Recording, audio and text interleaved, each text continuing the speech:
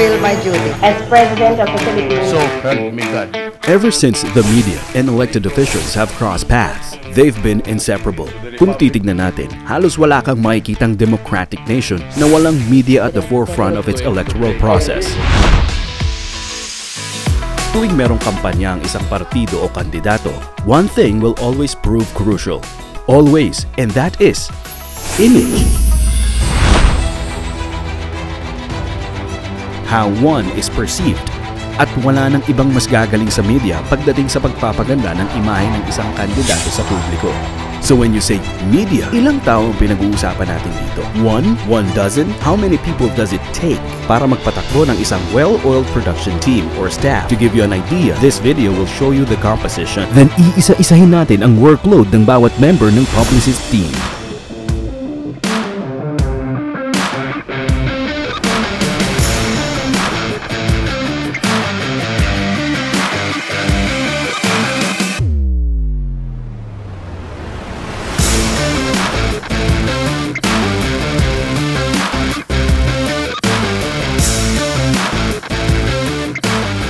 So there you have it.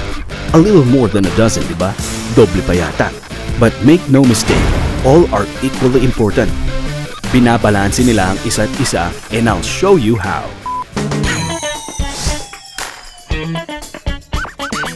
Pagdating sa campaign, ang nasa ibabaw ng listahan ay publicist.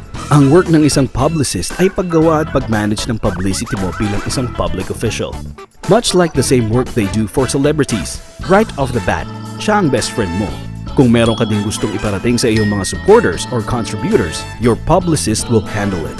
All of this ginagawa niya while handling 4 departments: the media production, social media, communications, and the mainstream departments. Production manager. Big boss ito sa set. He or she plans, coordinates, and controls all manufacturing processes. Kung kailangan mangyari ang isang bagay, siya ang gagawa ng paraan. At the very least, siya ang mag-a-approve ng proseso. Picture an event organizer for a wedding and a marriage counselor in one. Tagapadala ng lahat ng key players under one roof kumbaga. Executive producer. The executive producer, or EP, oversees the producer's work. Hindi parang boss na binabantayan ng mga tao niya ha. More like overlooking things on behalf of the studio, financiers, distributors, etc. He or she makes sure na ang film or show or campaign, perhaps, sinisigurado niya na ang deadlines ay matatapos on time. And more importantly, pasok sa budget. That's where the executive producer really shines. He or she keeps the ball rolling through good negotiating skills. Director. If the producer oversees the logistics at yung executive producer ang nagmamanage ng budget para tuloy-tuloy lang ang proyekto, ang director naman is in the middle of it all. Gumagawa ng mga creative decisions. He may also have his own vision of where he wants the show or the campaign to go. May direct control siya sa artistic aspect ng project. Sa kanya nakasalalay ang flow, in short. Writer.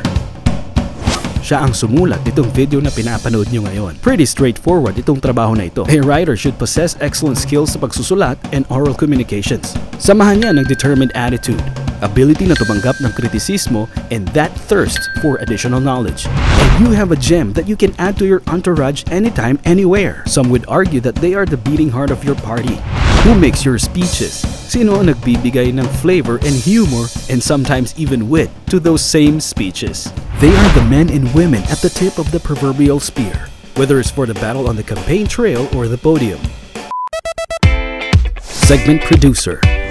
The segment producer specializes in managing short segments of a TV program. Ideal sila kung gusto mong makilala ng bansa ang mga members ng iyong partido. Yung kanilang specialty includes scheduling interviews para sa iyong party members, and with the aid of the station's crew, they can make it all seamless viewing experience para sa iyong supporters and contributors, which is the point of their jobs. Social media manager. 21st century na. Almost nobody in the voter-rich urban environment have been left untouched by Facebook, Twitter, or Instagram. Perfect venue para sa inyong political ad campaign. Ang social media manager ang tutulong to increase awareness about your party or any advocacies close to your heart. You can maximize your reach sa iyong voters. Who doesn't want that? And with a good social media manager behind you, achievable ito. Production assistant. Huwag maliitin ng PA. Many think all they do is mag-alalay lang sa talent. The staff help set up props and equipment plus all the other menial jobs sa set. But it's more than that. He or she is a good moral booster all around. The less stress and burden there is sa set, the more productive ang mga members ng staff and crew. You've all had that one indispensable aide of secretary. Or even that very industrious personal of family driver, diba? That is the PA's equivalent. You can see where I'm going with this, right? The lesser the stress levels on your end, the more productive ka sa staff mo at the end of the day. So kudos sa PA. Researcher. You will be familiar with the usage ng researchers sa inyong mga political activities or events, constantly feeding you much needed data para ma-formulate ng team mo ang winning strategy ng inyong kampanya. Saan man kayo sa bansa. If writers are your shock troops, your researchers are their backup. Remember what I said in the beginning about how they balance things out? They also complement each other's work. Cameraman. Kung ang direktor ang may creative vision for the film, show, or campaign, it is the cameraman who makes that vision into reality. Aside from that, eksperto siya sa pag-setup at pag-operate ng iba't ibang equipment, pati na rin sa planning, preparing, at pag-rehearse ng scenes. You're going to need that cameraman to make your scenes authentic and believable. And that was only the media production department. We've only just scratched the surface. It cannot exist or gawin ang lahat on its own.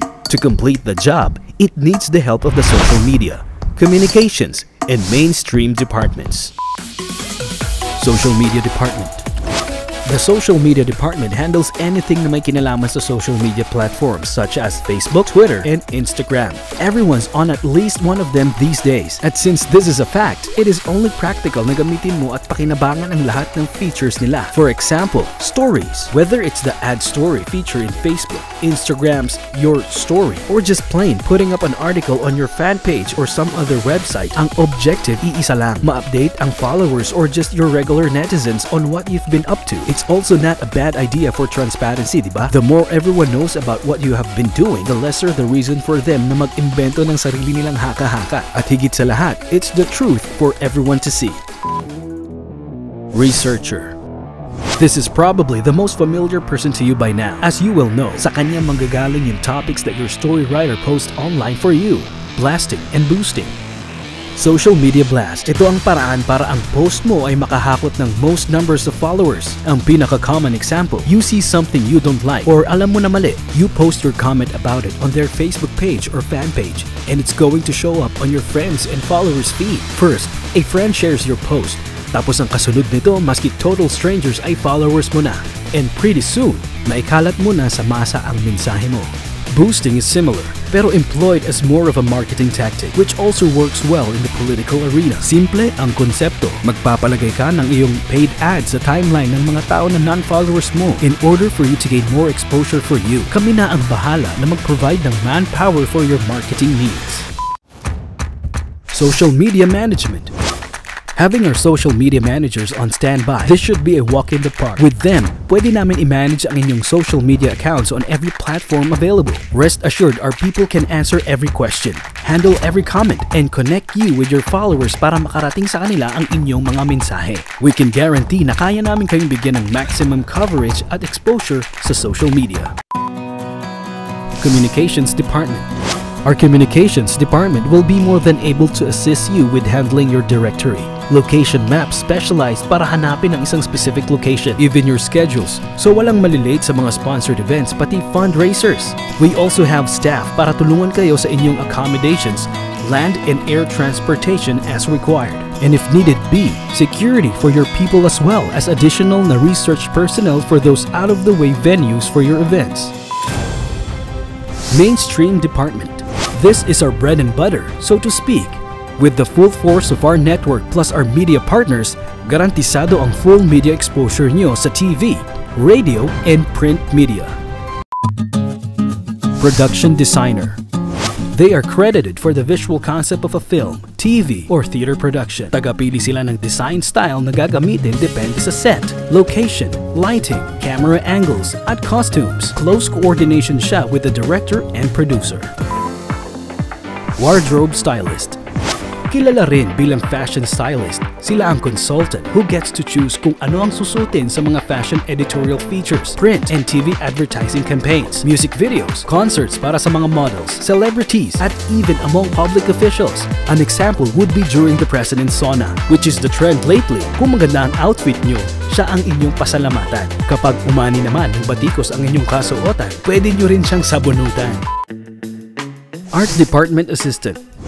Dahil under siya ng isang art director, the art department assistant get to work closely with the production designer. Together, binibigyan nila ng certain feel or overlook ang isang film. Set design. A set design ay nagbibigay ng isang scene or backdrop sa isang production, be it for television, film, or even a political event. Hairstylist. Should you ever need the touch of a professional hairstylist to touch up your image para sa iyong bagong campaign ad, event, or perhaps poster, we have our best stylist ready on hand para sa inyo. Makeup artist. Makeup artists can make celebrities look good, but yung skills nila don't have to be confined sa mga artista. Pwede din naman sila sa mundo ng politika. At just like our hairstylists, lagi silang ready for whatever you may require at your next ad shoot or interview. Post-production specialist. These professionals are best equipped para sa pag-handle ng multimedia assets for TV shows, film, and commercials. Involved and dedicated din sila mula pre-production hanggang actual production para mas smooth ang workflow pagdating sa editing. Archives. If you want to archive your extensive collection of videos and photos, lalo na yung sa dati mong kampanya, for posterity and historical records purposes, you can depend on them. Not just for archiving them, but for going digital. Pulido na, convenient at mabilis pa ma-access. Video editor. Sila ang mga master storyteller o magician ng grupo. Kaya niyang pagtahi-tahiin ang mga peraso or stories of events ng buong career mo.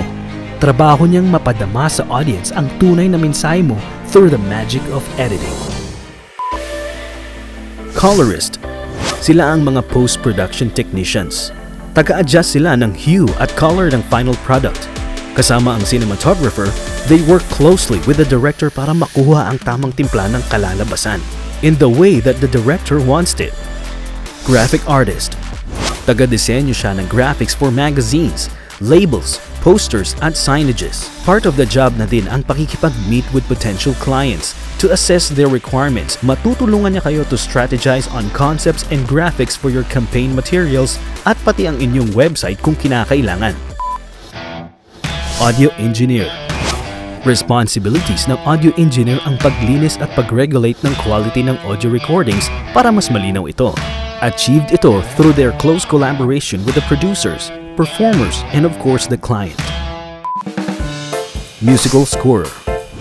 Trabaho niya ang pagpili ng existing ng mga kanta para sa movies, TV shows, pati pa nga ang video games. And oh, guess what? Political events and venues. At hindi nyo na itatanong, sila din ang madalas gumagawa ng campaign songs para sa mga kandidato. What a delightful surprise! You can never underestimate what effect a good musical scorer has on the audience's emotions. We must all remember that. Voice-over talent. We all know the best voice-over artists, Morgan Freeman. Without a care or worry in the world. And James Earl Jones, aka Darth Vader. I am the father. At para mas common, si Big Brother na lang po. Magandang araw, Dara. Gumagawa rin sila ng mga boses for animated films, features, documentaries, and video games. Pero sa ngayon, ako po ang bida. Opo, ako po ang naririnig nyo.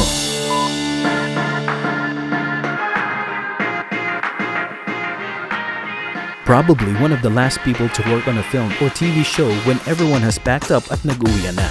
A multitasker, marami pa rin kailangang gawain.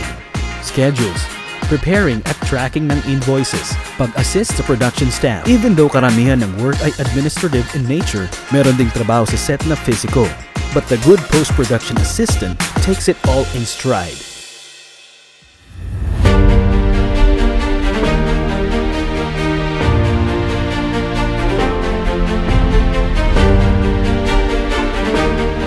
And that wraps up our video presentation.